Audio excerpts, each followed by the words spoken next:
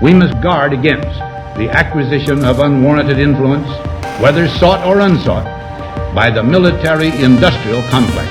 Disseminate propaganda to influence people's minds, and this is a major function of the CIA. Hussein and his regime are concealing their efforts to produce more weapons of mass destruction. Welcome back to Notify America. We have multiple pressing stories to get to, stories that include a U.S. ship being boarded and seized by Iran. All communications from the ship have stopped. We have the details. Also, Don Lemon is back after his long respite following his termination from CNN. The funniest man on television is back with a new show. Also, X, the only free speech platform left amongst the large social media companies, has put its money where its mouth is and is acting almost as the new ACLU. And Donald Trump selects his VP running mate. We have the details. But before we get started, I want to say thank you for liking and sharing these videos. It really helps the channel out, so thank you very much. Don Lemon has announced he is coming back to the airwaves, making the announcement on X, writing this: "I've heard you, and today I am back, bigger, bolder, freer. My new media company's first project is the Don Lemon Show. It'll be available to everyone easily, whenever and wherever you want it, streaming on the platforms where the conversations are happening, and you'll find it first on X, the biggest space for free speech in the world. I know now more than ever that we need a place for honest debate and discussion without the hall monitors. This is just the beginning, so stay tuned." Well, say it ain't so. Don Lemon has joined the dark side, folks, saying, "I know now more than ever that we need a place for honest debate and discussion without the hall monitors." Thank you, Don Lemon. Elon Musk posted, "Don Lemon has a show coming to X. We're delighted to announce a new content partnership with Don Lemon. The award-winning TV journalist will share his unique and honest voice in 30-minute episodes 3 times a week, covering politics, culture, sports, and entertainment." Look, this is a good thing as far as I'm concerned. The more voices from all ideological perspectives should be on X. It's what we need in this country. No censorship, no hall monitors, like Don Lemon said. Now, personally, I think people who can speak the truth, say what they really believe without just feeling pressured or following the popular opinion, is refreshing. It just has a feeling of refreshment to it. And you're starting to see more people do that, especially on X. For example, the last 8 years or so, and much more so in just like the last couple of years, 3 or 4 years, it's just felt like there's this blanket over society where you're unable to say what you think. Self-censorship, is the word that I'm looking for. People began to self-censor themselves or say things and promote views they didn't really believe in just because they were scared to say the wrong thing, scared to be canceled. All right, I just got a video banned or taken down from YouTube the other day for just mentioning Bill Clinton.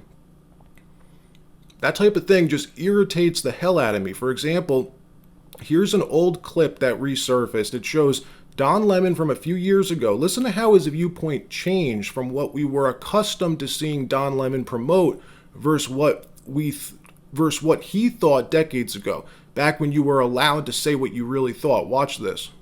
More than 72% of children in the African American community are born out of wedlock. That means absent fathers. And the studies show that lack of a male role model is an express train right to prison. In another story, all communications from the U.S. ship St. Nicholas have gone dark.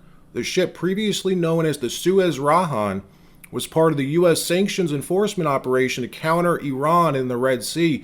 The United Kingdom is reporting that the vessel was boarded by militants wearing black uniforms and masks, presumed to be Iranian special forces. Now, we saw how the Obama administration handled Iran the last time that they did something like this. If you remember, back in 2016, when Iran seized 2 U.S. Navy boats with our sailors on board, they posted pictures and videos of them.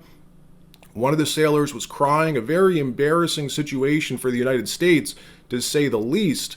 President Obama even came out and publicly apologized for the U.S. entering Iranian waters. Now, he did that presumably to get them to release our people, but still, it was a bad look for the U.S.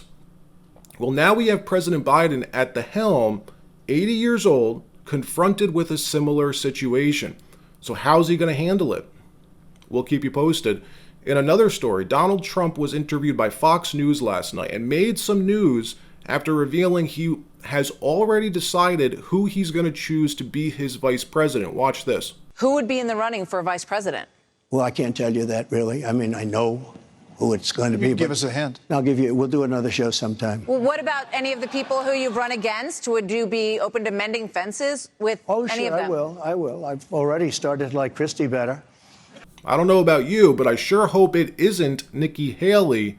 I doubt it is. From what I understand, he's been thoroughly warned not to take the Haley bait. The establishment, the deep state, whatever you want to call them, have been pushing Nikki Haley. Corporate media has been as well, promoting, her day and night on their airwaves. And there were rumors at least going around a few weeks ago that a deal was being floated to Trump to pick Nikki as VP. And we'll back off a bit. Back off meaning all the lawsuits these left-wing funded nonprofits and organizations continue to bring against the former president, all the court filings, all that kind of stuff. It's not an official deal. That's not how politics works, especially at this level.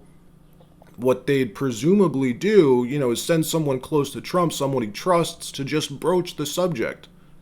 Let him know, we'll be more on board with your campaign if you choose Nikki Haley, that kind of thing. Either way, Trump should stay the hell away from her. Let me know who you think he's picked. Maybe Vivek or Kari Lake. I think Kari Lake for VP and Vivek as Trump's chief of staff. He'd make one hell of a chief of staff. Let him act as the operations manager of the executive branch. Let him loose to get everything done for you.